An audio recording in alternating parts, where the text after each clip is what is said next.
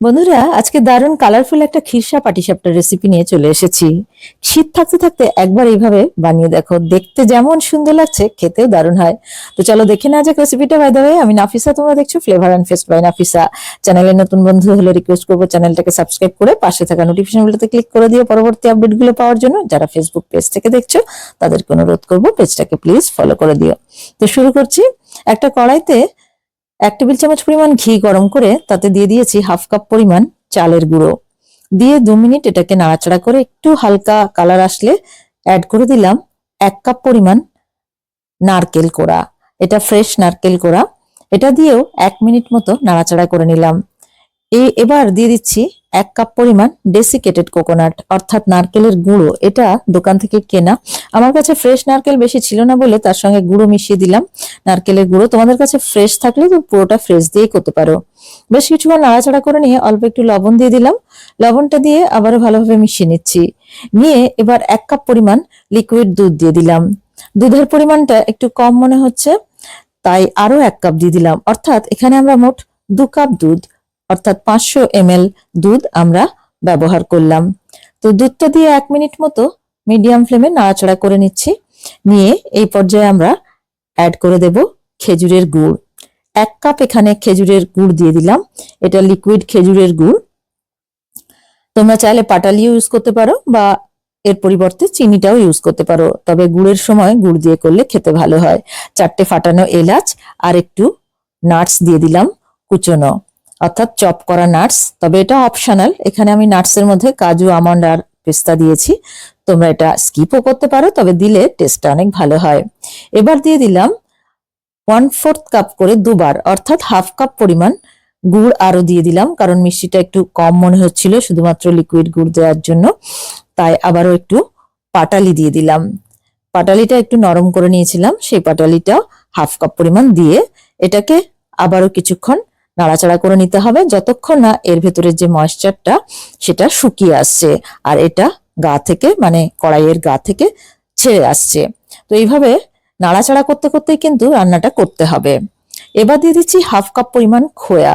যখন বেশ কিছুটা শুকিয়ে আসবে এটা, তখন এই খোয়াটা দিতে হবে। খোয়া দিলে টেস্টটা দারুণ হয়। তবে না দিতে চাইলে স্কিপও করতে পারো, কোনো অসুবিধা নেই। তো এইভাবে আবারও 2 মিনিট নাড়াচাড়া করে নিচ্ছি। যখন দেখবো যে একদম এই প্যানের গা থেকে চলে আসছে বা উঠে উঠে আসছে, তখনই আমাদের বুঝতে হবে পুরটা একেবারে রেডি হয়ে গেছে। এর থেকে বেশি যদি শুকানো যায় তাহলে এটা ঠান্ডা হওয়ার পরে কিন্তু আরো বেশি শক্ত হয়ে যাবে। তো এটাকে নামিয়ে একটু ঠান্ডা করে নিচ্ছি। এবার আমরা ব্যাটারটা বানিয়ে নেব। তার জন্য একটা বোলের মধ্যে নিয়ে নিলাম 2 কাপ পরিমাণ চালের গুঁড়ো। তার সঙ্গে অ্যাড করে দিলাম 1 কাপ পরিমাণ ময়দা আর হাফ কাপ পরিমাণ সুজি। এটাই হচ্ছে রেশিও। দিয়ে দিলাম সামান্য একটু লবণ, দিয়ে খুব ভালোভাবে মিশিয়ে দিচ্ছি। এই রেশিওতে ব্যাটারটা বানালে পারফেক্ট হবে, অর্থাৎ যতখানি চালের গুঁড়ো তার অর্ধেক ময়দা আর ময়দার অর্ধেক সুজি। তো বেশ ভালোভাবে এটাকে নাড়াচাড়া করে মিশিয়ে নিলাম। আমার পাত্রটা একটু ছোট মনে হলো, সেজন্য অপেক্ষাকৃত একটু বড় পাত্রের মধ্যে এটাকে ঢেলে নিলাম মিশ্রণটাকে।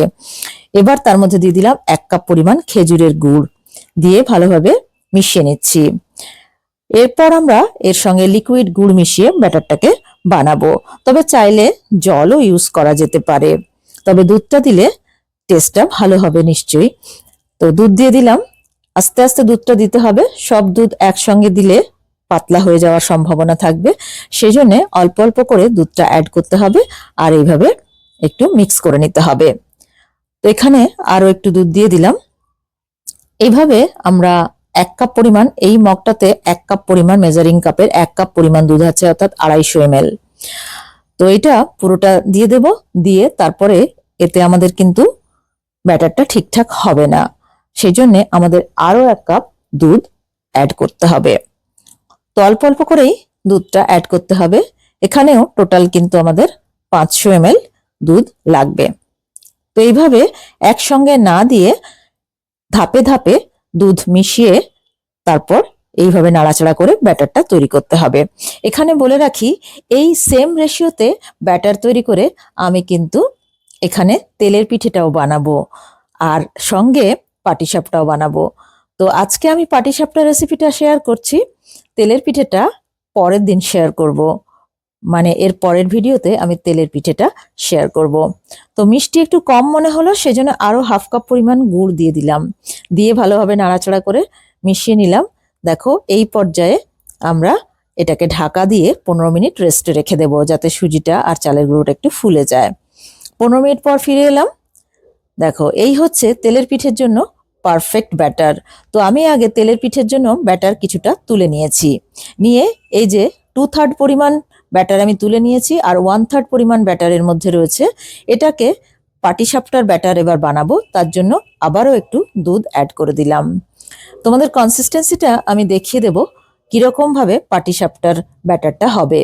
তেলের পিঠের ব্যাটার অপেক্ষাকৃত ঘন, সেই জন্যে আমরা পাটিসাপটার ব্যাটারটা একটু পাতলা বানাবো বলে দুধ মিশিয়ে নিচ্ছি। টোটাল আরো 1 কাপ দুধ এর সঙ্গে অ্যাড করে দিলাম, দিয়ে খুব ভালোভাবে এটাকে এইভাবে নাড়াচাড়া করে মিশিয়ে নিলাম। এবারে কনসিস্টেন্সিটা আমি দেখিয়ে দিচ্ছি। দেখো যখন আঙুল দিয়ে দাগ কাটলে এরকম দাগটা স্পষ্টভাবে বোঝা যাবে, তখন বুঝতে হবে ব্যাটারটা রেডি হয়ে গেছে। এই পাটিসাপটাগুলো যাতে না ফাটে তার জন্য ব্যাটারটাকে কিন্তু রেস্টে রাখা খুবই জরুরি। তো সেই জন্য আরো আমরা 10 মিনিট রেস্টে রেখে দেবো। প্রথমেই তো 15 মিনিট রেস্টে রেখেছিলাম, আরো 10 মিনিট রেস্টে রেখে দিলাম। এদিকে অপর একটা পাত্রে নিয়ে নিয়েছি 1.5 টেবিল চামচ পরিমাণ ময়দা, তার সঙ্গে সামান্য একটু লবণ অ্যাড করে দিয়েছি, দিয়ে দুধ দিয়ে ওই পাটিসাপটার মতন সেম কনসিস্টেন্সির একটা ব্যাটার বানিয়ে নিয়েছি। তার সঙ্গে অ্যাড করে দিচ্ছি একটু ফুড কালার। এখানে আমরা রেড ফুড কালারটা ব্যবহার করছি। আমরা আজকে বানাচ্ছি কালারফুল পাটিসাপটা, সো আমরা এই জন্য একটু রেড ফুড কালার ব্যবহার করছি। মনে হলো একটু হালকা হয়েছে কালারটা, তাই আরো 2 ফোঁটা কালার অ্যাড করে দিলাম, দিয়ে বেশ ভালোভাবে মিশিয়ে নিচ্ছি। এই ব্যাটারের কনসিস্টেন্সি আর আমাদের পাটিসাপটার ব্যাটারের কনসিস্টেন্সি কিন্তু সেম। সাইডে রেখে দিলাম। এবার ওভেনে একটা ফ্রাই প্যান বসিয়ে ফ্রাই প্যানটা গরম হয়ে গেলে একটু অয়েল ব্রাশ করে নিলাম। সব দিকটা এইভাবে অয়েল ব্রাশ করে নিয়ে তারপরে আমরা যে লাল রঙের ব্যাটারটা বানালাম সেই ব্যাটারটা থেকে একটা চামচে করে অল্প অল্প করে এইভাবে ফ্রাই প্যানে দিয়ে দিচ্ছি। দিয়ে আমরা 10 সেকেন্ড মতো এটাকে রেখে দেবো শুকিয়ে যাওয়ার জন্য। তারপর আমরা পাটিসাপটার যে ব্যাটারটা গুড় দিয়ে বানিয়েছিলাম সেই ব্যাটারের থেকে 1 হাতা পরিমাণ নিয়ে এইভাবে ঘুরিয়ে ঘুরিয়ে এটাকে চারিদিকে স্প্রেড করে দিলাম, দিয়ে 30 থেকে 40 সেকেন্ড পর্যন্ত মিডিয়াম টু লো ফ্লেমে এটাকে রেখে দেব। তারপর পুর দিয়ে দিলাম। পুরটা যথেষ্ট পরিমাণে দিলে তবেই কিন্তু খেতে ভালো লাগবে। তো এই ব্যাপারে একটু উদারতা দেখালে ভালো হয়। তো পুরটা দিয়ে তারপরে যেভাবে দেখালাম এইভাবে ফোল্ড করে নিলেই আমাদের একটা পাটিসাপটা একদম রেডি হয়ে গেল। দেখো কি সুন্দর লাগছে দেখতে। ভিডিওর স্পিডটা একটু বাড়িয়ে আর একটা দেখিয়ে দিচ্ছি। প্রথমে লাল ব্যাটারটা দিয়ে এইভাবে করে নিতে হবে, তারপর 1 হাতা এই ব্যাটার দিতে হবে, দিয়ে এইভাবে ঘুরিয়ে ঘুরিয়ে স্প্রেড করে এটাকে 30 থেকে 40 সেকেন্ড রাখতে হবে। রাখার পর যথেষ্ট পরিমাণ পুর দিতে হবে, দিয়ে এইভাবে ফোল্ড করতে হবে। এইভাবে করলে একটাও পাটিসাপটা কিন্তু ফাটবে না। ব্যাটারের রেশিওটা, চালের গুঁড়ো, সুজি আর ময়দার রেশিও আর রেস্ট, এই দুটো কিন্তু খুবই জরুরি। তো এইভাবে তোমরা একবার বানিয়ে দেখো, কেমন হলো কমেন্ট করে জানাতে ভুলো না। আজকের ভিডিও ভালো লেগে থাকলে প্লিজ একটা লাইক করো, ফ্রেন্ডস আর রিলেটিভদের মধ্যে অনেক অনেক শেয়ার করো। চ্যানেলে নতুন বন্ধু হয়ে থাকলে চ্যানেলটাকে সাবস্ক্রাইব করো, আর ফেসবুক পেজ থেকে দেখে থাকলে পেজটাকে প্লিজ ফলো করে দিও।